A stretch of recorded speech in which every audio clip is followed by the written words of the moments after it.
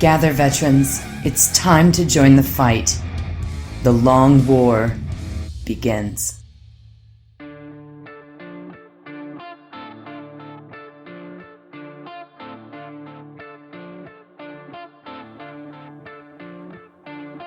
This is The Long War. I'm Robbie B, and joining me once again are my partners in crime, Kenny Boucher and Stephen Four. What's up, guys? So glad to be back. I haven't seen Juice for a while. I mean, when I say I haven't seen him, I mean I haven't seen him except for the 16 hours of videos. Yep, he's got my facial imprint lodged into his brain. I know every facial tics meaning of your face, like every little fluctuation in your cheek spasms and the way you blink. I know what they all mean. He's not stalking you. It's just getting to know you better. Yeah, he actually watches me as I sleep. He isn't conscious or isn't present while I'm conscious. Yeah, or unconscious or whatever it was. It's for work though. It's not weird. Absolutely not. So, but what's happening, everybody? Thanks for tuning in and checking us out. Yeah, no doubt. We got a big show tonight. Lots to talk about. We got a few shout outs to do real quick. Kenny, I know you got a few things to say. Let's just start off real quick. Let everyone know the Long War Kickstarter is starting in the middle of the month. We're hoping that it's going to be a week from now. So this is happening. This is where it is. I've been getting a lot of emails, a lot of messages online.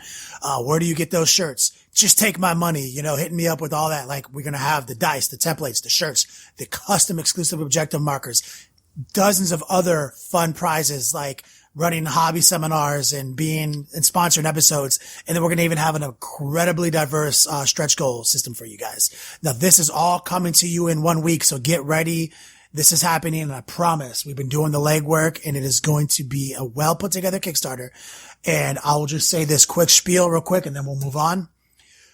The Long War Kickstarter, it's more than just a company trying to bring hobby back. Like, the Long War is a community. Bringing hobby back as a community. Whether or not you are enjoying the content for free on YouTube, or you are a veteran of the Long War over on thelongwar.net and you enjoy all the exclusive access, you're still part of the same community.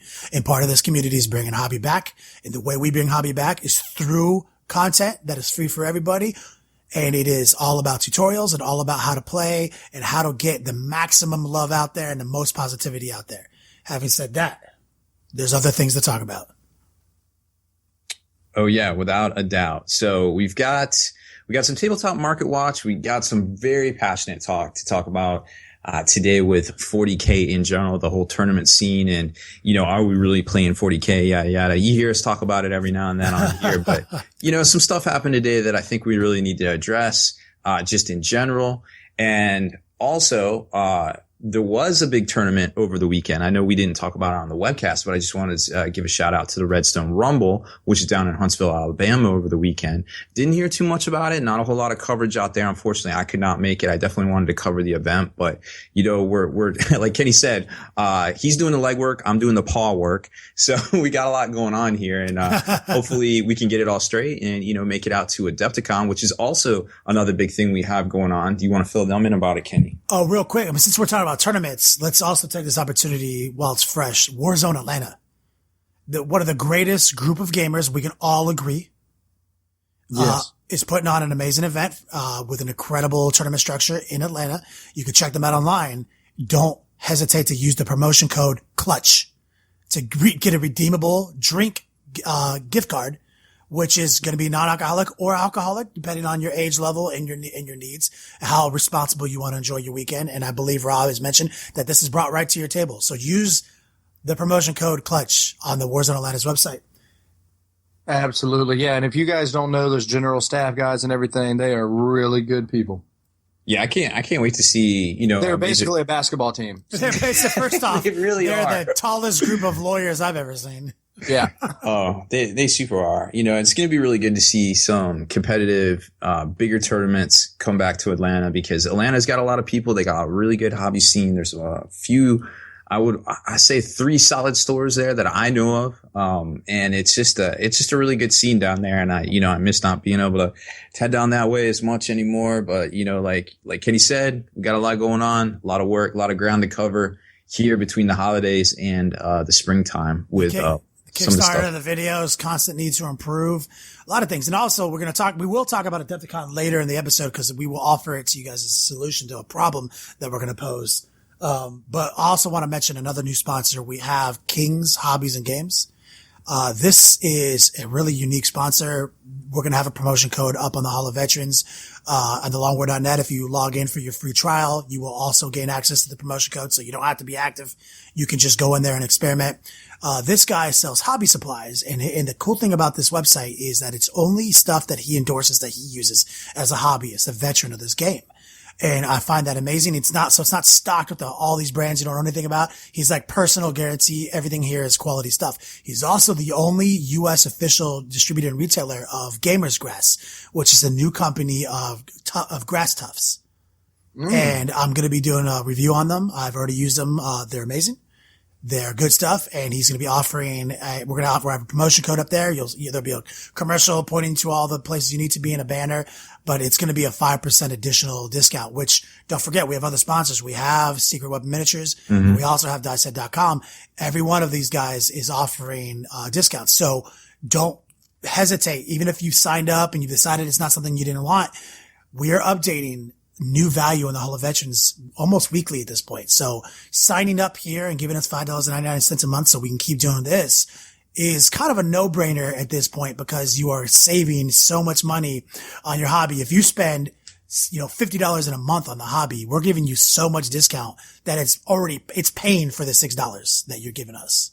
Yeah, that's a really good point to make right there. It's definitely a savings. I mean, especially when you start ordering from DieSet, now you're starting to get G-Dub at 25 off. A lot of this other stuff is 20 to 30 off, because the higher margin stuff like FFG and things like that. So, if you want to scoop that stuff up, it's money in the bank. Don't leave it on the table, Absolutely. And that'll be it for the commercial, the conversational commercials. I'm sorry. The conversational commercials. The conversational commercials. And I believe we are now ready to talk about Robbie B's favorites section of the show.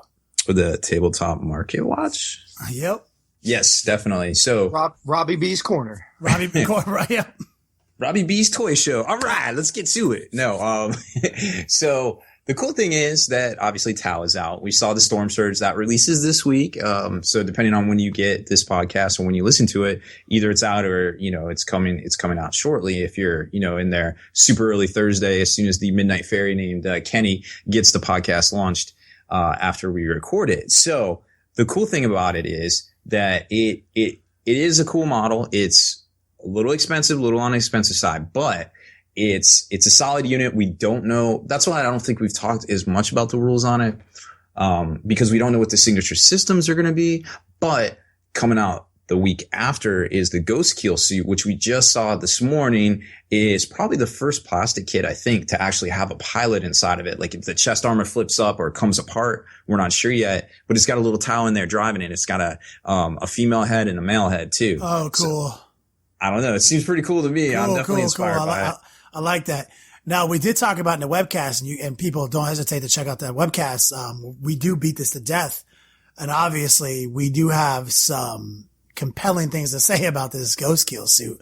But I want to let Rob finish nailing it before Juice and I get high to either talking shit or talking positively about Tau. You know what I'm saying? You're never supposed to get high to your own supply. God, I know. Rule number one, man. Don't do your own stuff. Sometimes me and Juice just can't help it, man. Sometimes it takes over. Over the weekend, if you're into Star Wars Armada, if you haven't jumped over from the X-Wing scene or still done both, there was a big pre-release event for Star Wars Armada where you could get the new ships early if you placed in the top 4. So a lot of stores around the country ran that. Now we're hearing that the new ships will be out. Amazon has them listed at the end of the month. We're not sure if that's accurate, but I imagine they'll definitely be out by Black Friday next month. So definitely keep that in mind. There's some unboxing videos and some strategies up on Spikey Bits if you want to check those out about the new ships. So as far as that goes, there isn't a whole lot out there as far as new releases. Privateer's been a little silent. Mantic's got their Kickstarter going on for Warpath, which looks like some really good, solid stuff. I hope they do very well with it. But as far as the scene goes, we're kind of in between right now, just kind of counting down to that Tau Codex comes out. Yo, and I mean, we ain't even got to really count down too much more because, especially like we just talked about, the new Ghost suit is kind of a topic of conversation here. Oh, you know what? I get it now. I finally get why they call it Ghost. So why they call it the Ghostkeel? Because they always got to have something fish or something oceanic related keel, but like Ghost, because it can get stealth and shroud and stuff. I was like, man, what's the angle? Yeah, it's sneaky. So this is my thoughts on it. Immediately, my first gut shot was, what I do is, I look at the price point. I look at his toughness, only being toughness 5. He's got a 3-up save. He does have some built-in, as we're talking about, built-in cover saves and stuff. I just don't see that this thing is going to stay any more survivable than a Carnifex. How many Carnifexes do we see? You don't see a lot. As many as Space Marine Dreadnoughts. That's a solid point, and that's the point. Obviously, I know Rob made that point because he knew that's what I was going to get at. Was that if you think about things that we talk about, one of the major themes of the show is how they need to just turn dreadnoughts into toughness 6 or toughness 7 4-wound monsters creatures. Like right now, a dreadnought's worth 50 points.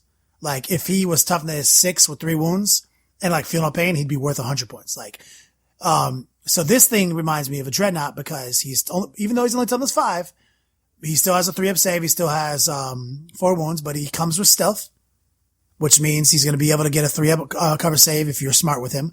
He also, in a squadron, gets shroud. So 2 of them. He has more firepower than any traditional dreadnought has. He is 30 more points than a traditional dreadnought, though.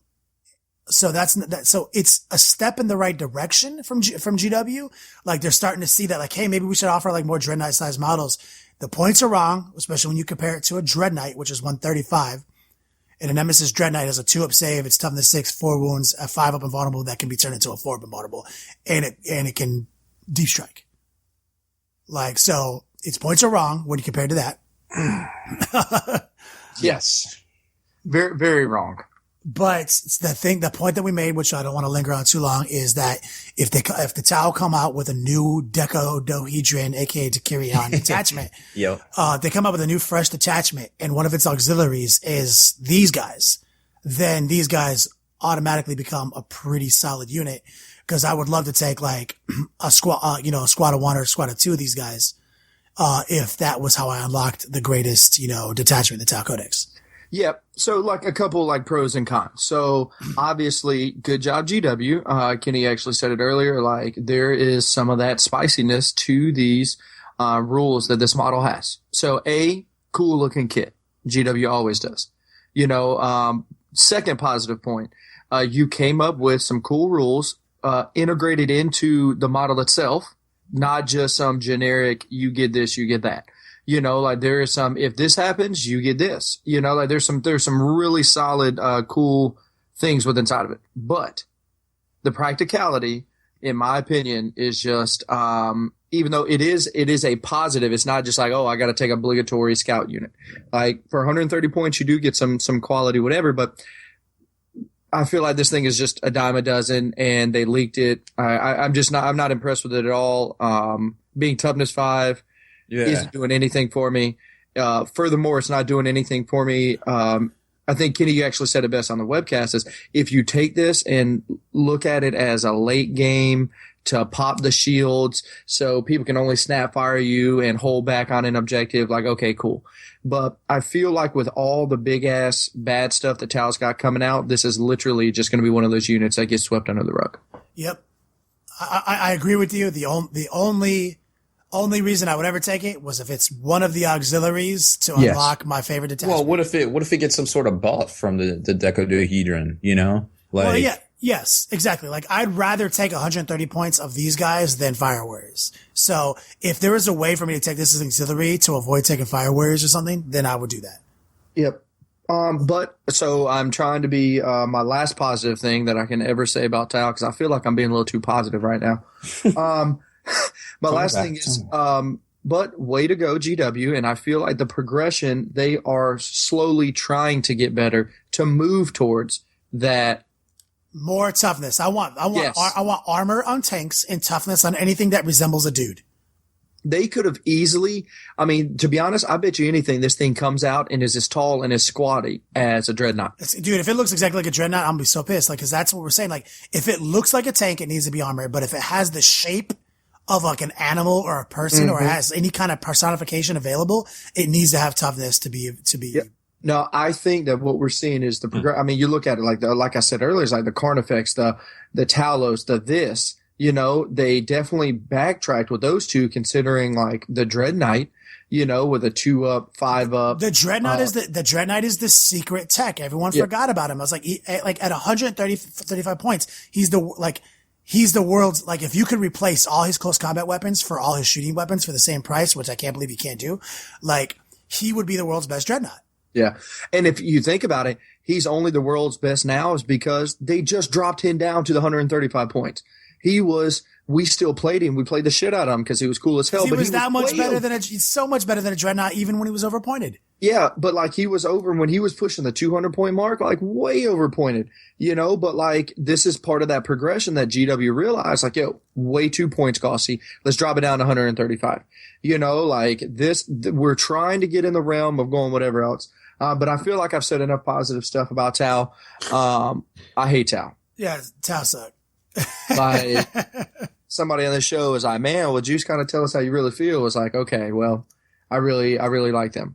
So you like them? Got it. I despise them. You know, like Tau are single-handedly the reason that like I had to come up with my flying monstrous creatures back in like when 6 first dropped. Yeah. The reason why Juice had to go take to the air. That's why Screamer Star was invented. That's like, yeah. I mean, and then Screamer Star was literally once Screamer Star came out there, Eldar was like, oh, we have 2 spells. If you do this and this, it literally does that same thing, but better. But what's good about that is that's a good lead-in for our Fixing 40k topic, because what actually happened was the boys, who are one of our best friends ever, they throw a great tournament, they have a really restrictive comp system. And I have nothing against comp systems. They are what they are. They just change what's good. And in their tournament, you couldn't play Screamer Star because they were trying to figure out a way through changing missions and changing like a ban list. They were trying to come up with a way to eliminate the Screamer to help vulnerable reroll, and accidentally invented the Seer Star because that fit in their comp system.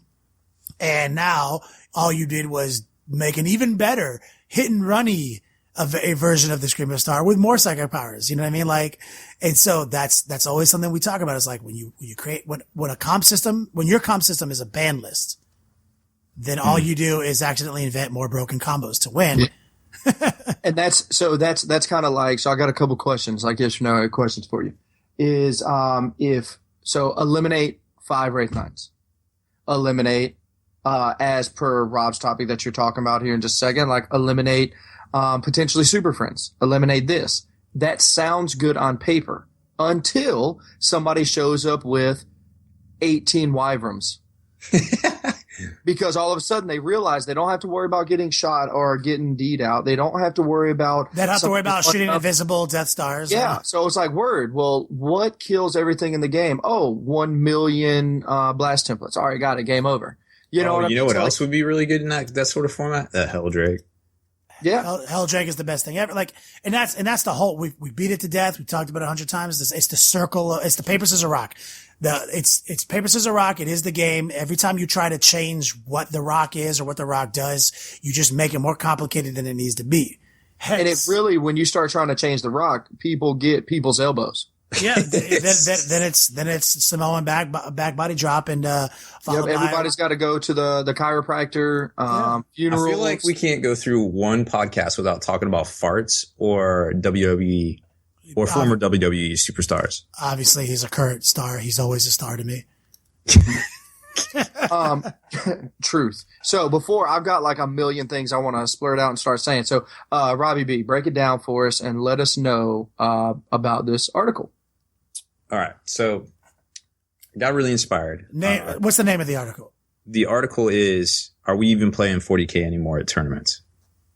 And I wrote it up last night, basically in response to the ITC quarterly poll going out, where one of the questions on the chopping block is, should you do a change to chapter tactics that would nerf Super Friends? And if you check out the article, I think I spent a lot of time on it. put a lot of references in there to other articles I've written. One of them was, this huge meta flow chart that basically showed the top tier list and what would happen if you took certain mechanics or banned certain mechanics, like what would float to the top at that point. And the problem that I see is that once you start banning another thing, i.e. Super Friends or Thunderdome or whatever you want to call it these days, that you start getting it more and more power curves, false vacuums, whatever you want to call it. And then we're not even playing the game anymore. But like Kenny alluded to, like 40K in and of itself at base value is a rock, paper, scissors match. And you can see that from the top tier list, article that I posted on there, that you can see, hey, this list beats this list, beats this list, beats this list. And this list is good against all of them. So piloted by a good general, it'll do well against everybody. And so once you take that into consideration and you realize that, hey, this isn't the day, the 2012 or 2011 Feast of Blades where, the top 8 tables are all demons. There is actually a strong variety in 40K. And I feel like nobody has given 40K that chance. And it's really unfortunate that we have not seen that yet. That was a really good point you just made, is that we actually, because of the way armies are built, and this is something we've said, it still hasn't happened. If you just let everything off the hook, it'll be the wild, wild west, and you'll see combos you never even dreamed of. But going off the hook on no preservatives added is not enough, as we said, because all we're seeing is literally one rock, one paper, one scissor. We need to see like 8 different rocks, 8 different scissors, and 8 different papers. We need to see these things. And this is more possible than it's ever been before in the history of Warhammer 40K to do.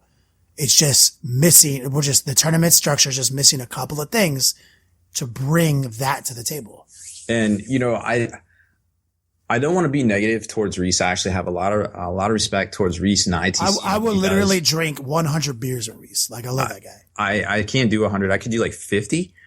And I respect him as a businessman. At the end of the day, he has to fill those tables. He has to, bring the money in to promote these events, to pay for these events. And I have no qualms with that. I don't agree that voting, is a good thing, because when you vote for what you want and what benefits you. And obviously players are going to do that. And I feel like that has already started to reflect in the voting this year. So I feel like where we're at right now is a really interesting impasse in the next week at how people vote on this ITC thing. And, at the end of the day, I just, you want to offer a solution, and we have a solution in place, and we'll talk about that, here later in the podcast. And, at the end of the day, 40K is the current state of 40K at 7th edition is one of the most wide and varied formats that I have ever seen for 40K. I mean, we have 12 books came out in 13 months. We're about to have another Tau one, so we don't know what's even coming in that. And I just think we just got to give everything a chance. Just let it all play out. And, when you start seeing, Juicy even touched on it, recently in one of the podcasts or webcasts, if people are afraid of the 5 Wraith Knights, well, you know what? It kills 5 Wraith Knights. Well, Skyhammer Annihilation kills Wraith Knights. Mechanicus, Conclave kills Wraith Knights. Yeah. And you know what, 5 Wraith Knights kills in return, though. Right. It does a lot of work back to things like the Invisible Death Star. That is the most horrible thing on earth, quote unquote, the worst thing ever. And that's what they're trying to ITC vote out. Well, guess what happens when it gets charged by 5 Wraith Knights? That's 5 D3 stomps. That is mathematically going to remove all the worst things in that unit.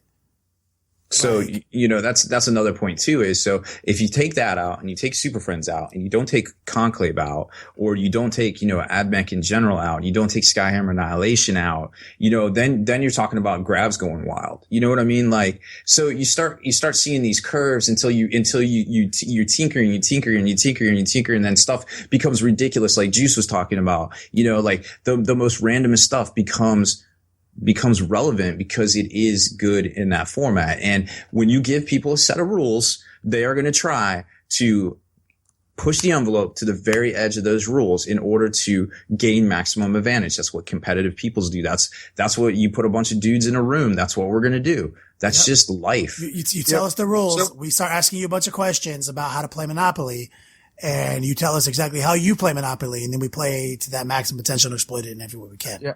So I want to play devil's advocate.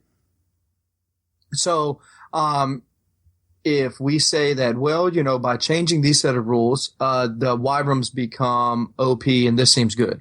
Well, someone could say, well, see, that's changing the meta for a positive. But no, literally, even though you're not seeing Eldar on the top, when you're playing against an unfun thing like that, against, just as an example, 18 Wyverns, that is just the exact same thing as playing against the boogeyman of 5 Wraith Knights. Mm-hmm. Or the boogeyman of 200 grab shots, or the boogeyman of anything. And so it doesn't matter. It's just a different flavor. It's a different thing. What we're talking about, that isn't fixing 40K. That's already been tried. As it was brought up earlier in the webcast, as we keep talking about, multiple points, is like mission design. Kenny had to tell some people earlier, like, yo, mission design does not literally fix. Literally, since I've been playing this game competitively since the late 90s, missions have never fucking fixed a goddamn thing. Mm-hmm. Missions are there to enjoy the thing that we've all communally come together to love. There's already 100 amazing missions out there. Everyone, Forge the Narrative has amazing missions. Nova has amazing missions. ITC has amazing missions. Adepticon has amazing missions. Guess what? Still broken. Not one of these fucking missions have fixed a goddamn thing, even though they're all amazing missions. That's not where the answer lays. I'm tired of hearing this shit. Yep. Like, you can't fix it with missions. You just can't. So if you try to say you can't fix it with missions, literally what mission is somebody going to come up with that one of the genius minds of today's and before's 40K isn't already thought of? Come on. Don't be that arrogant. Yeah, for like 20 years of competitive play, like somebody already came up with it and didn't fix it. Yeah, and people have tried, whether it's Maelstrom last year, the Adepticon, whether it's mixing Maelstrom, this and this. Not only, we have every kind of tournament structure from just the basic ATC, everything is worth this, everything is worth that, it's the same, to needing a college degree to be able to understand the Nova missions. You know what I mean? Like, so we've got every kind of mission between broke down from everything else. Nothing is changed. The only variable is what major OP, this and this is winning. So, or let's talk about terrain. Is terrain going to fix 40K? Some people say, oh, you got to have line of sight blocking terrain. You can't have any line of sight blocking terrain. Well, you need to have the perfect amount. No, literally, it has been tried and tested. Some people say terrain is outdated. Some people say, it's whatever.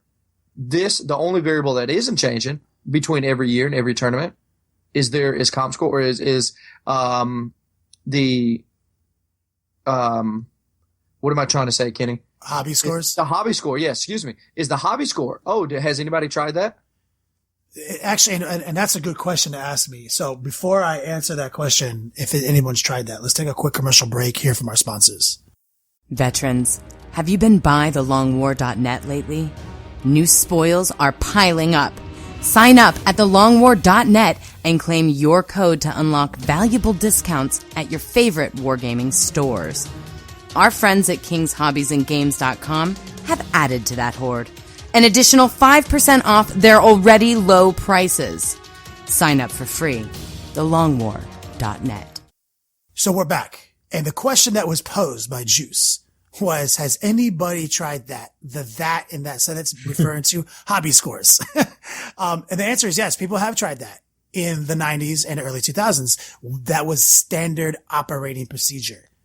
Oh, so you're telling me when 40K was at its best? When 40K tournaments were at its pinnacle of the most amount of atmospheric magic and just the most excitement you ever felt in your life. You know what I mean? Like when it was perfect. Like it was just amazing. When the venerable Mark Parker was the best 40K player. When he was the best 40K player. Excuse me. You have to say 8-time grand tournament champion Mark Parker. Back in the day when, we had like all manner of hobby score. And so it has been tried and it's mathematically been proven to be successful. And I'm not going to go into the history of hate. We did that last episode. You can check out last episode where I walk you guys down memory lane on how we got to where we are today. I'm not going to do that.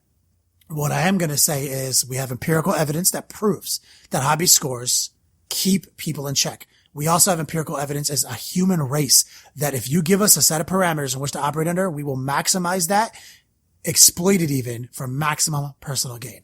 We simply, as humans, cannot be trusted not to. So it's not which is also the subject of last week's episode, which is our tournament players ruining a hobby. They're not. The tournament player cannot be held accountable. They're literally just doing their best. We talked about earlier. Juice started, and when 7th edition dropped and the new Tyranids were out, he was like, yo, this is the best shit I've ever seen. I love it. I love it. He only had 2 flying high tyrants. He had Exocrines and Tervagons still. Then he went to 3 high tyrants, then to 4, then to 5, and I think you're even playing 6 now. Yo, this past tournament had 6. Holler. Yo, let me be the first to say that escalated quickly. And it's because the tournament structure has continued to deteriorate. The rules and the parameters of victory have continued to deteriorate. So the only path to win a tournament, if I'm going to spend 10 hours today trying to play 40K and win, and you're telling me that I have a better chance with 6 high tyrants than I did with 2, I'm going to play 6. Yep. That's just it. That's human nature. So, and also, if you put restrictions on telling me I can't only but ally with myself, I can't reach out into another book like other people can, and I only can try. I have to take the best units within my book if I'm going to go to Adepticon or go to these other events. I'm not going to go to lose. Mm-mm. You're not. It's just preposterous, And that's kind of one of the things that we talk about. Like, you can't be mad at anybody. You can't be mad at a player, at a tournament player. We need to stop this rift between communities, between casual players and tournament players. It's a demonization that doesn't need to exist. Everyone maximize it. Like, if you play casually in your basement with your buddies and you guys have a set of guidelines, like, you know what? We don't play any of them Wraith Knights. We don't play any of this stupid super heavies. Whatever your guys' rules that you set and play before you start playing, you don't tell me you're not trying to maximize your chances to win within those rules. Yep. Of course you are. But to be honest, you not only are you are actually trying to do your best to win within those set of rules, probably more than a lot of 40K major tournament players. Because these are your homebrewed rules that you get to think about in your own Beats laboratory, and you're like, well, we don't do this. We can do, and I can stack this, or this. And all of a sudden it's the best thing ever. Yeah. And I know that we do have the solutions, and please bear with us. Like, we're getting to the solutions. We're not going to talk all this shit about how everyone sucks without telling you why you need to listen and why we have a solution. But I know Rob recently ran a tournament up in Fayetteville. Using some new stuff. I wanted to touch on that. Obviously, I got some input from you and your brother David, about some of the sportsmanship hobby score thing that he was running out there when y'all were out in Colorado. And I did a very similar thing out here. I kind of adjusted the points a little bit for a 3-round event. And it turns out, that at a 15 player event, the top 10 players were only separated by a margin of 10 points. Which was like the closest margin I've ever seen before, like running events, 6, 7, 8 years. I don't even know. So it was really interesting to see how it really shook out the people that had the bad attitudes and the people that had the good attitudes. And of course, there were some people that had some better attitudes and some good, they kicked your teeth in and they did it smiling and you enjoyed it. And those are the folks that finished towards the top of the event. And so it's really interesting to see how that shook out. And I was just like, whoa, okay, there's something to this, I feel like. Yep. And that was just utilizing sportsmanship, new wave, new era sportsmanship scores. Mm-hmm. So, Kenny, Rob, in tonight's show, one of our great personal friends of the show and great person, Lamont, posed a question. Okay, guys. So, you talk about hobby score fixing 40K and in tournaments. What does that mean? I am not a major 40K player. He doesn't, or a tournament player. I am not really that good at painting either. What does it mean for me coming to an event that you're talking about? Oh, that's right. That was a great question, and I'm so glad you asked it because I take for granted sometimes, obviously talk fast, think about a lot of things, been playing the game for so long, I always forget that some people are at different levels of stages of their hobby career. And we preach here that the ultimate combination of this hobby ultimately is going to a national convention, meeting up with all your people you talk to online, having some adult beverages, playing your games, and taking it to the next level. But there's a lot of gaming you need to do between now and when you're ready for that. And asking a simple question like, what are hobby scores? I forget. I take it for granted. They weren't even called hobby scores. They were just the scores. Hobby scores now, are referred to often by players as soft scores, which is also demonization. That is not, it's designed to make them feel like they're less than. Well, Juice brought something up earlier today and he said, hey, that's crazy because last time I checked, I spent 90% of my time hobbying and only 10% of my time playing. Yeah, no, that's if you think about it, when you say 40K and actually think about if you spend 40 hours a week doing 40K, 15 hours a week, you are doing 12 out of those 15 hours of modeling, putting your bottles up, painting this and this. Only 2.5 hours is a game on Sunday. Yeah. So why the hell, when we go to a tournament, is that 12 hours a week that you put in only worth 4% of your game score? And in a lot of tournaments, literally 0%. Yeah. So his question is like, well, he's not a professional painter. He doesn't have the money to pay somebody professionally. So you're telling me if you have this, what is the rubric like for me to get? A solid tournament should have a very objective painting rubric. What's the Long War? And this is the solution part of our episode.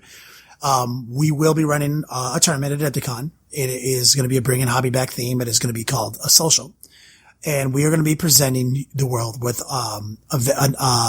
real hobby scores.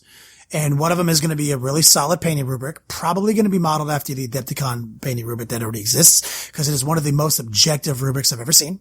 And it simply rewards you for effort. If you put in the effort, it doesn't matter if you were born with next level painting skills like myself, or if you end up having a job that pays you more money than somebody else and you can pay for your models, or if you just have more time to work on your models, but not the talent nor the money. As long as a certain degree of effort's been put forth, you're going to get your scores. That is what a rubric is. It's simply that it discourages somebody from showing up with models that don't respect a hobby. Yep. So, and basically just like Kenny just said, and so we said on the show, Lamont. So you're saying if you come, you put your time in, and you have done the best of your abilities. You've got your 3 paints on it. You're super pumped about your eyes. You're this and this. You're basically going to max out. You will not be knocked because your level is not onto somebody else's. Now, you obviously would not also put your army in best painted, class, to put you in that next level to get that extra level of eyes on your models. Yeah, and that would be a separate award. We will always honor the best painted army, and that will be 100% subjective. And there's no reason to pretend it's not. Rob and I will be voting on everyone's stuff. We'll be like scoring everyone's stuff thematically and everything, and that'll be as objective as possible. But we're definitely gonna use our expertise and our years of hobbying, and we're gonna determine from the lot who has the best painted score, and they're gonna be honored for the most awesome optimized painted army. But more hobby scores. There's obviously more. Like the name of this episode obviously is fixing 40K one score at a time. That is simply one score that we're trying to fix, and we're not even the ones fixing it. Adepticon has fixed it for years. It's been a part of the famous Adepticon team tournament and a part of the championship tournament at Adepticon for 14 years. It already exists. Adepticon just does a social media every day, but they are the best, most legit, biggest wargaming convention there is.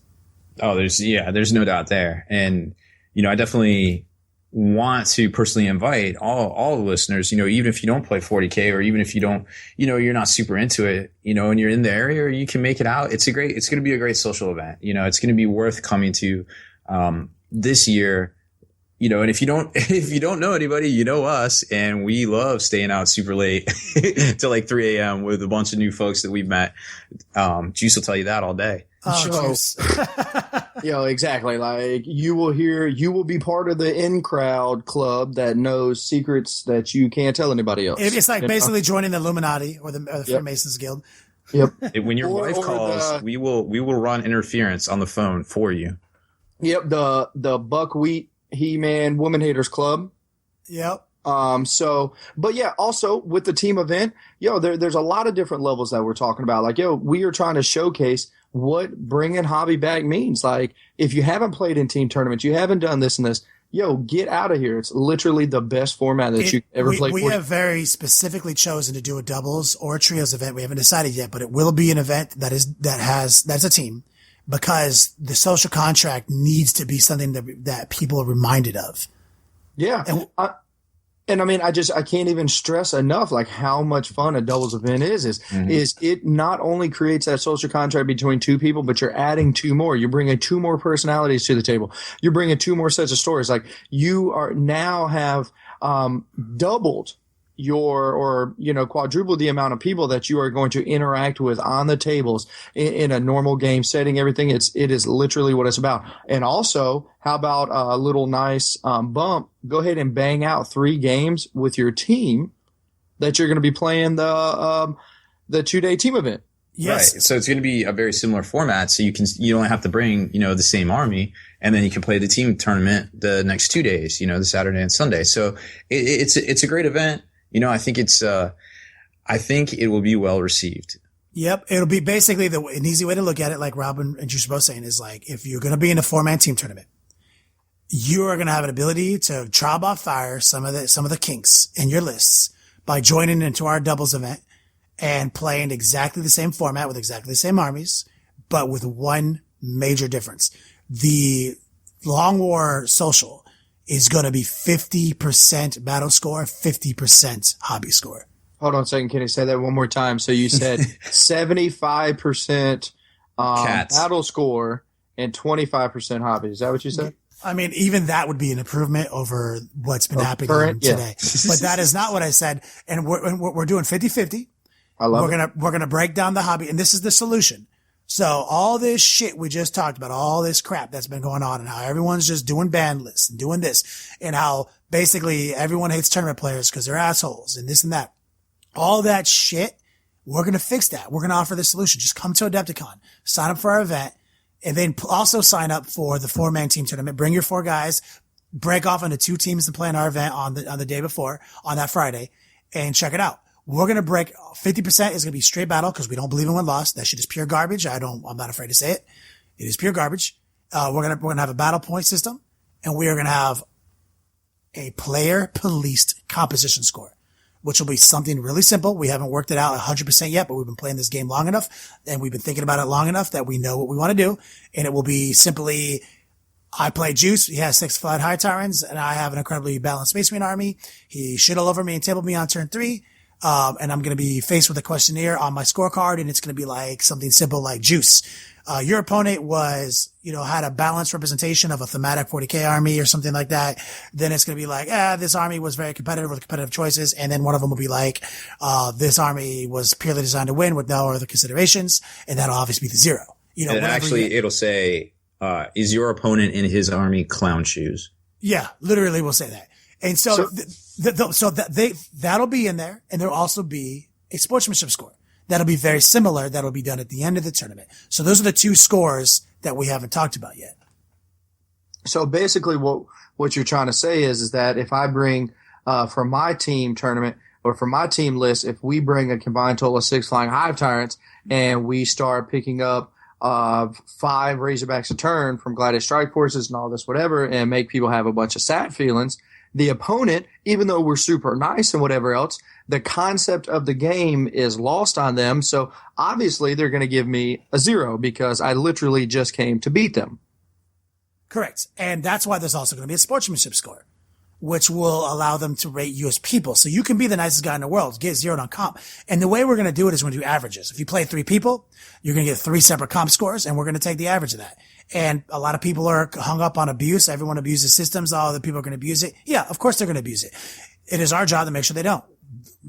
I promise that we will police our event that we run. That's exactly what I was getting ready to say for all the trolls out there that are immediately going to say, well, somebody's going to sow and give me 0s. Well, troll, if going into this event, somebody's going to put you on 0s, it might not be on them. Life.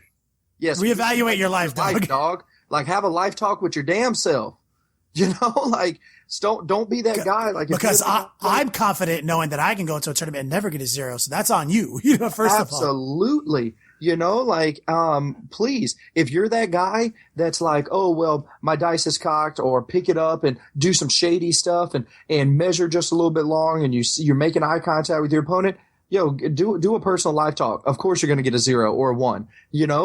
This is going to promote, in the back of your mind, you're going to be playing the whole time. This is going to promote nothing but positiveness, because you're thinking to yourself, or you damn sure should be, damn, I got to make sure I'm really nice and that we're playing solid, and I don't do anything that could be conceived as shady, or I'm trying to hoax, get one over. two major concepts that consider here is what a sportsman is and what composition is. Like a sport, to be a good sport, that like straight up means that you need to care about your opponent's success as much as your own. So don't ever forget that. Like we need to start learning how to play with each other, not against each other. This is something we've been using for a while. And that is what our tournament's theme is going to be. Play with each other, not against each other. Obviously you want to win or you want to lose her. Let the dice fall as they will. Like you're still trying to win, but don't forget that when your opponent is in a clutch situation and he's trying to get it done, like remember, like that's going to be you next time, and just be happy for the guy, or be right there with him in the RPG, because that's ultimately why we do this instead of play Call of Duty all day. Yeah. And so let me break down the scores if I can one last time. So if people are going to abuse the system, there's going to be a rare amount of people who are going to get zeroed when they don't deserve it. It's going to happen. And Robbie B is literally a robot and he's a machine. And he writes algorithms, and we're going to have software that's going to pull the fools out that are giving people zeros. I'm going to call it the clown shoes filter. He speaks binary. Yeah. Like he's going to implement clown shoes matrix mode, and he's going to average out those people, and you never have to worry about it because it's going to be an average of 2 total scores. Same thing with Sportsmanship score. We're going to be doing something unique at the end of the game, at the end of the tournament. You're going to be given slips of paper with all your previous opponents' names on them, and you're going to rate your games, like in order of how much you like them. Like, did you like playing Juice more than you like playing Rob or Kenny? And you can't give us all maximum scores. You have to pick the best and the worst of us. Yeah. You have to. So, and that's a great point. I love that. Like, we all don't deserve this. Like, we're saying we need to find the best sport. So you have to dig deep. You can't just like arbitrarily throw 1, 2, 3 down. You can if you want, but I mean, the moral of this exercise is to dig deep, think about who had the most fun. What game did you have the most fun in? What was the best out of those? Because if all things set aside, if it is that close for a 1, 2, and 3 for first place, then guess what you're going to start thinking about? Well, what was he playing? Well, he was playing 6 Hive Tyrants. I don't care how fucking nice I am to you. If there's a 3-way tie and Robbie B has some cool, fluffy Iron Warriors, some Iron Warriors, and Kenny is playing some like super cool like Blood Angels with all foot slog and know this, and here I am like super ridiculous. So then composition scores are going to work against Juice twice now. Yes, because it's a double whammy. Even though army list selection is not something you're supposed to think about in sportsmanship scores, we're never going to tell you that. We're going to let you subjectively choose how to police each other however you want with these scores. Yep. I'm not going to say, don't ever think about the fact that he beat you. No, man, do whatever you want. If you feel like pure shit after that game, score based on appropriateness. Like, it's that simple. Yeah, exactly. And so this has me thinking. So, now, Kenny, I'm going to come up to the event, and I know that I'm going to an event like this, and I'm like, wow, at this event, if I get these and these scores, it doesn't matter if I 3-0 or if I 6-0. It doesn't matter, because if I get some zeros, it's literally like taking a loss on my sportsmanship score. Absolutely. I mean, so be committed to being 6th place best general for the rest of your life in this format. Yeah. So what you're telling me is that if I bring 2 Hive Tyrants, 2 squads of Ravengers, an Exocrine and some close combat NIDs that don't exist, and the only read that I could even consider about bringing those crappy, shitty, non-point aggressive models in a big tournament scene is because hopefully everybody else is having the same mindset, because they don't want to they don't want to bring 6 Wave Serpents to an event. They're going to want to bring their stuff down. They're not going to want to bring 4 Helldrakes. They're going to bring 1. They're not going to bring 110 grab shots. They're going to break it down because they know it doesn't matter if they won all their games. So this is how that now I hope everybody who's listening and hearing us, and I know we're talking fast and saying a lot, but now you should be able to see a little bit of the light of it is a progression. The snowball is rolling, and it'll take time. Like, the first few events, there are going to be some OP combos, and there's going to be a whole lot of people in the top 10 who didn't win the tournament, who had a perfect score, because they're going to be running like still broken combos because they're still not used to this format. It's going to take a while, to bring hobby back. But we're finally up on a big stage. We're finally in a position where we're going to be able to offer a solution, and I'll tell you what, man, like, that what you just said spoke to me. Like, I remember a few episodes ago, you talked about hobby pipe dream segment. And you talked about how you wished you lived in a world where you could play those Ravagers and everything like that and know that you're not going to just auto lose the tournament. Mm-hmm. And this is a format. Like, Rob has these amazing Iron Warriors that he's kept in a box for years. Literally years. And you know what? I've been like fantasizing about Adepticon because the Long War is also going to play in the 4-man, world famous team tournament. So we're going to be running this event on Friday, and then we're going to be playing in the team tournament Saturday and Sunday. And there's a high likelihood that we might not even have time to play in the singles event. Like, it might not even happen. It might not line up because we're going to need to do the social, the meet and greet, everything. So this might be all team all weekend for us. And I can't tell you how happy I would be with any other group of people like that. This is the happiest I'd ever be, you know, and I'll tell you what right now, like, I don't know if this is going to be written in stone, but like, here's the dreams I've been having. We're going to pull out Rob Bear's Iron Warriors and we're going to play them in the team tournament. Oh, you stop. We're going to play fucking goddamn Space Marine Chaos Space Marine Iron Warriors or Chaos Space Marines with no animation, no fear and rhinos and shit. And we're going to play with Chaos Defilers. We're going to go in there and we're going to have the most clutch Iron Warriors shit ever with Corn Berserkers spearheading the assault and Iron Warriors, Heavy Bolter Devastator Squad. It's like, I don't even care anymore. Like, does that not seem like an amazing prospect to bring hobby back? And, you know, we might not win the tournament because Adepticon, even though the team tournament has a lot of hobby scores in it, it's more than 50-50. That's why we're like a little beta test. You know, we might win some games, but man, we're going to win the hearts and the spirits of our opponents. Yeah. And that's exactly what it is. We are going to do our end and fulfill the social contract.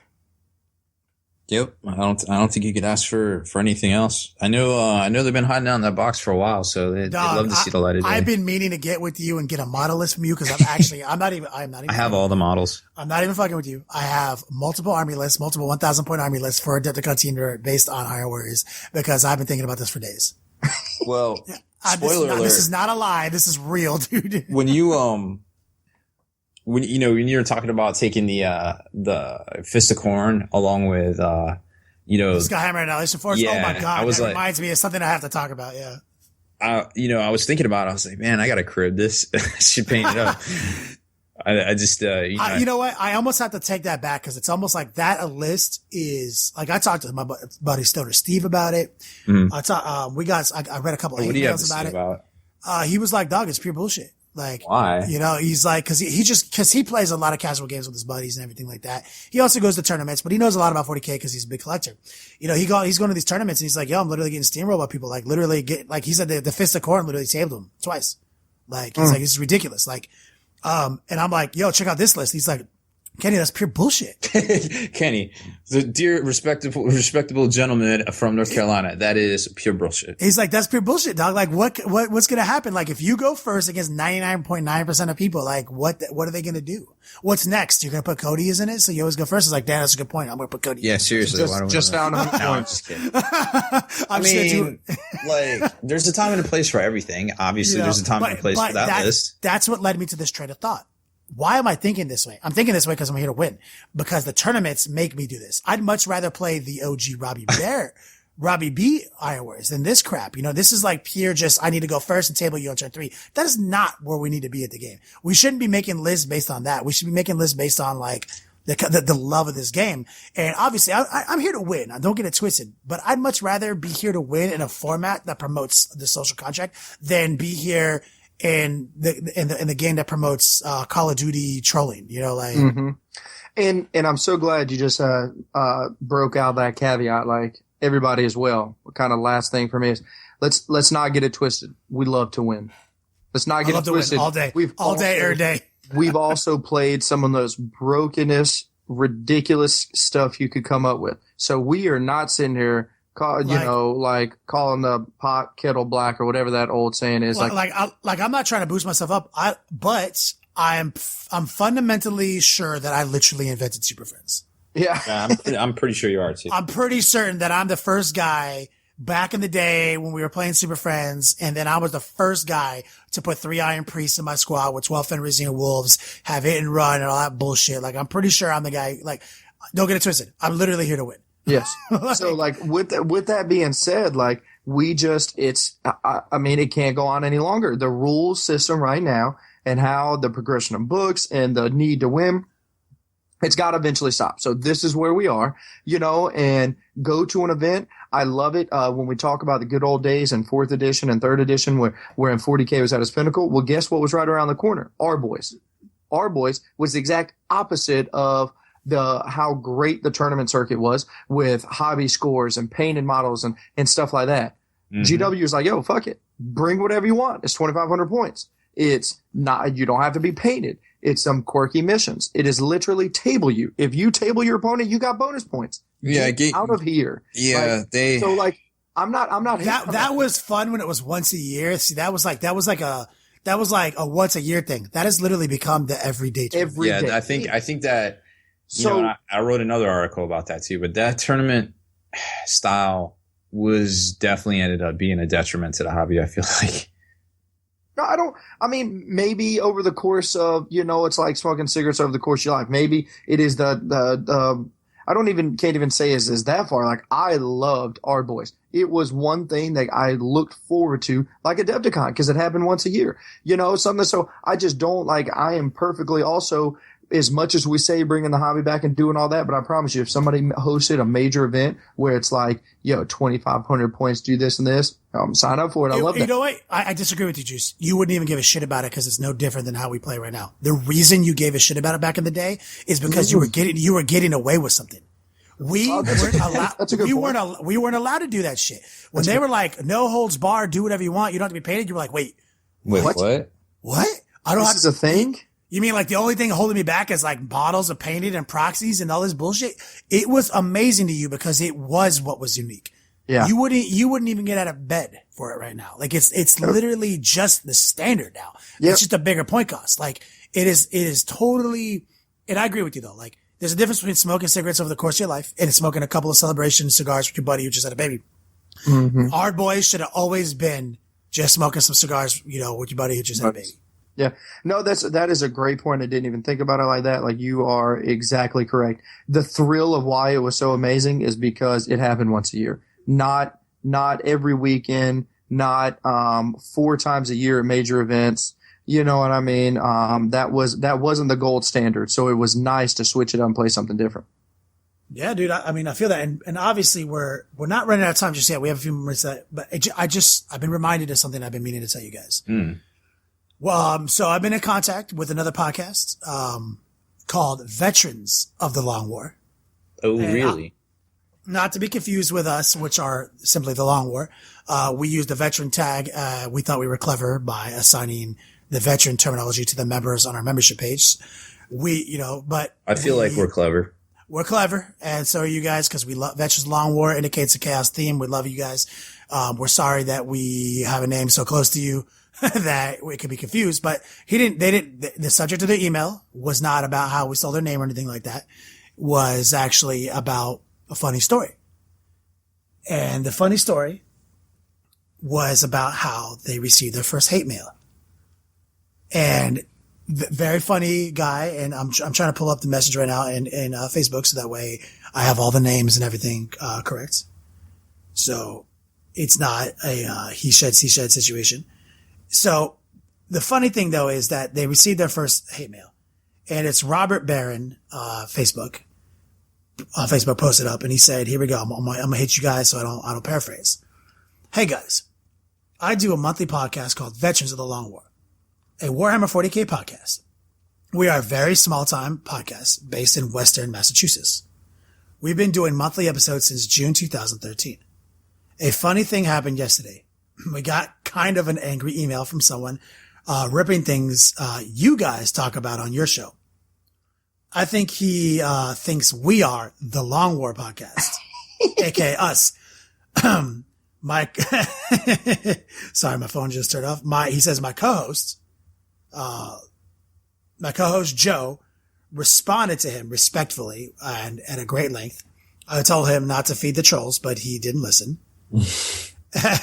Anyway, if you want to see this guy's message, I'll paste it in the message to you anyway.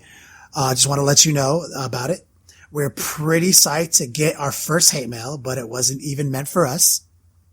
Oh, well. We aspire to someday to get our own hate mail. By the way, we are very open to having you guys on as guests and co-hosts on our show.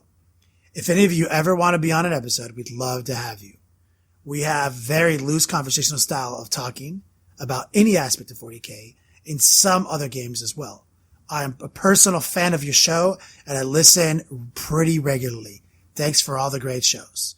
And he goes on. Here's a link to our Facebook page, here at our show on iTunes. That is, facebook.com/Veterans of the Long War. You can check these guys out. I reached out to him. I said, thank you for reaching out. We would love to do a guest spot. Let us, look at our schedules. It's getting hectic here with the Kickstarter, etc. Blah, blah, blah. He hit me back up again. Cool. Usual, record on Skype. The weekend evenings, blah, blah, blah. He gave me those facts, but here is the meat and potatoes. He posted the mail. Are you guys ready to hear it? I'm ready. So I'm going to not mention the guy's name, who the message is from. We'll say troll. From Troll. Hey there. Let me put it in front of my mic. Hey there. I'm usually in total disagreement with your podcast. Interesting way to start. But I listen for the same reasons that I listen to Rush Limbaugh. Ugh, that makes me sad. Because while I'm a hater, I at least like to stay in touch with the other side of the argument. Today, for the first time, I agreed with the rant. Comp scores helped emphasize an element of game play that went beyond win at all costs tournament playing attitude that I feel is leading to the demise of our hobby. So far, so good. Like, I'm like, okay, where's the hate? This guy isn't hating. This guy's not hating. Yeah. The emphasis on winning has flattened the game scene. Plus, in my honest opinion, now care less about fluff and fun than they do about winning. This has led to a gaming monoculture where you never see the same units played on the tabletop. This, heightened by a lack of balance in our system, has also made some armies almost unplayable on the tabletop. I am less motivated to play now than I've ever been. Since Codex Eldar, I feel like we've been in a backward slide. The only solution beyond comp that I see readily available is to run a Highlander tournament, which obviously, we all know we don't agree with that. It's a ban list. Or other heavily comp systems that lead to loud whining and neckbeard and militia that usually shut up on our tournament. So this first part of this email, I'm like, okay, I'm with you on that, dog. Yeah, I feel like I could have a conversation with this guy. Okay, by the way, the main reason I am not a fan of the podcast is the emphasis on feeling the most broken combos as quote unquote bringing the hobby back. I think those are sold separately. Yep. The Khorne Ultramarines list last episode was just, and we're going to use a word here that we don't like to use, retarded. That is a bad word. Don't use it, but this is what this guy used. He's talking about my Gladiator Strike Force Fist of Khorne unit list. My Skyhammer Annihilation. He said that is just our word. Total lack of fluff. This list has nothing to do with the hobby and everything to do with what is wrong with 40K as a whole. If you want to bring the hobby back, how about you start to talk about stuff other than +1 field of pain, rerollable, most OP combo that you can think of, and talk more about fluff, gamemanship, tactical play, and what it means to be a good player. Lastly, you should watch this video if you think, now he's going off topic here again. We did an episode a few weeks ago called top five worst dice rolling habits. So he's like, if you don't think people dice cheat, you need to watch this video. And Rob, he posted the video that we refuse to talk about on our show. Can't say that name. Because you can't say that name on the air. But that's a real thing. But it's a real thing. You can tell when somebody's doing it. And it's, I just literally can't even say this name as a quote because it is so offensive, but it's a real video. You can look it up. It's a word. You can search it if you look up Jones setting dice. Jones dice. You'll probably find it. You can find it. And it's this video about this guy setting dice in his hand and always rolling the result he wants, right? And I've always talked about this video for years. I was like, first of all, you can't even hear the dice rolling. It's a voiceover. He literally sat there and he rolled dice for 6 minutes and then he voiced it over and made up whatever he wanted. The rolls he's even rolling have nothing to do with craps. Like, it's a fake video. It's a gag. Like, if you can't hear the dice shaking in his hand and hitting the table because he's cut all audio out and he voiced it over so he can just say he knows what he's going to roll. Yeah. Yeah. It's a gag. It's been on the internet for 7 years. But that's the email. So he posted me that link, everything, much hate. Obviously, great, solid hate. I do love all the positive things that he focused in on. Hey, you want to know what? I give you, Mr. Troll, your name is not Troll anymore. I solid golf clap you. This is good, solid hate. I'm with it. Like, you have a point. You know, you feel strongly about some things. You aren't afraid to say what you're feeling strongly about. So, you know. You also did it in a private setting. You actually get the troll name taken away from you, and you are just a fan of the show, even though we're just Rush Limbaugh to you. But hey, Rush Limbaugh still has fans. Yeah, I mean, he has a couple. He has at least one sponsorship left after all the things he's done a few years ago. Yeah, but like I don't. Hey, look. You don't want to say that Kenny's list is fluffy. When was the last time you saw Assault Marines do something? Yeah. I mean, what's your level of fluff, dog? Like, but you're right, though. After this email and Stoner Steve, I was like, you know what? I don't need to be playing lists like that. Even though that's an exciting list to me, it's exciting to me because it's one of the only, it's a way to play aggressively in this format. Mm-hmm. If we played in a bringing hobby back format that we're preaching with these hobby scores, I can play a lot of things that don't involve me tabling you on turn one. Good call. And still have fun. And so, yes, troll, golf clap for real. Yep.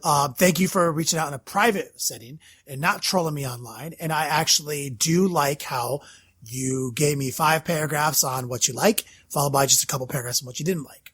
Yep. If all people can be this concise in their hate, in their trolly hate, the internet would be a better place. And so ultimately this hate mail is one of the best pieces of information I've ever received that can be considered hate mail.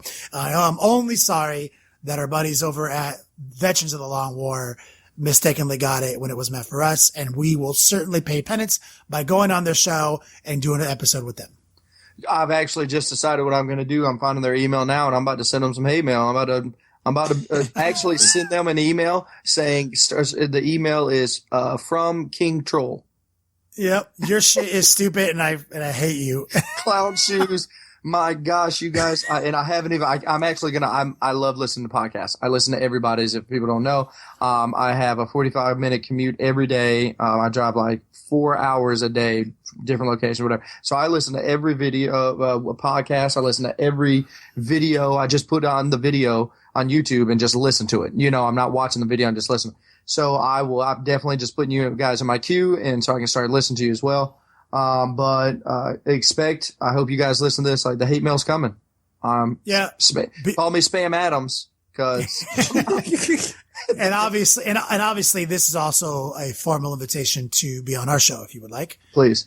We would love to. We love hanging out with all like-minded individuals. Man, Kenny just prompted me to have a great idea and a great invitation to somebody. I invite, if it's okay with you guys, the biggest trolls out there. Grab your troll balls, with your hands, and say, you want to know what? All I do is troll people on the internet. Hey, I will give you an avenue. Come on, and let's see if your trollness can be held up in front of a firing squad. Well, honestly, I mean, I think in theory that's good, but I think the reason that there's so many trolls out there is the fact that there's, the separation, there's the degrees of separation between the anonymity. People will not act the same way if you have them on the show. We can put this challenge out all we want, like Rob was saying, but no one will ever respond to it because a bunch of trolls are a bunch of suckers. Yeah. And they're a bunch of whiny babies. They need anonymity. And it's like I've always said, like, I imagine your attitude is directly attached to your anonymity. And it is always the case. We can put this segment out there, but no one will ever bite on it because they will never step up. I just don't think we need to address the issue. Like, the trolls are out there that life. There's always going to be hatred no matter what you do, no matter who you are, no matter, but you know what? That maybe Juice has a little bit of a point. Maybe we should offer a Kickstarter stretch goal. Ooh. Haters gonna hate. Haters gonna hate, and you can buy time on our show to be a troll, and we won't even challenge you. We'll let you be a troll for the next 4 minutes. Yep, here it is. Here are words you cannot say. Troll it up. Yep, this is the list of words you're not allowed to say, and you can say whatever you want outside of that. The floor is yours. And then you can immediately hang up from the call. So you can literally get out. So that way we can't hurt your feelings. That is part of the stretch goal is you click on when you want. We actually cannot say anything. You can say anything you want to us within this realm, or we'll edit it, and then you get to hang up as soon as you want. You don't have to hear us. but that'll be like the $25. If you want to pay that $25, you don't get to hang up. $50 you get to hang up. There it is. I love it. I love it. My gosh. So I feel like absolutely, that's like the dunk tank philosophy. Yep. It's absolutely the dunk tank philosophy. I can't wait because I know the trolls are going to eat this one alive. I feel like I'd rather be talking about poop. You hate us because you ain't us. You hate us because yes. And I know Rob is really just anti-troll because being a blogger for so long. We're obviously going to have to take some company votes to see if this makes it through under the Kickstarter. No doubt. Does everybody Annie Cat get a vote? If you can't tell, we like to joke and have fun. So if we hear anything and you feel so inclined to tell us, man, you guys talk about trolls too much, this, hey, we're just having a good time and laughing. That's what this is. Yeah, if we're not talking about trolls, we're talking about poop, though. So but if you haven't gotten anything from this podcast as well, from this episode, I hate Tal and I hate trolls. So... True story, but I think that's it, guys. I think we knocked it out of the park. I think it was a good one. I don't have anything else to add for the trolls. Ooh, real quick before we get off too, the league will be starting in very soon as well. We've got just about all the games recorded, and commercials. You're going to start seeing those popping up. I cannot wait for you guys to see these results. It is as good as what we've been talking about. I think the plan of attack is November, the legal start, right around the time that the Kickstarter ends. That sounds phenomenal. But in the meantime, you're going to have to just struggle with Juice's handsome face. Love it. I'm okay with that. All right, guys. Well, I think we about beat it to death tonight, but we did make some good points, I feel like. So if you haven't done so already, make sure you head on over to thelongwar.net. That's the home of the battle reports for exclusive content and early access videos. Become a veteran of the Long War today. Deleted scenes, bonus content, and all the interviews and post-game wrap-up videos can be located in the Hall of Veterans on thelongwar.net. Visit thelongwar.net today and try a week completely free with no strings attached. That's not all. TheLongWar.net is also your hobby resource for exclusive early access with an ad-free experience to all your favorite videos. Members of the Hall of Veterans gain early exclusive access to multiple hobby videos.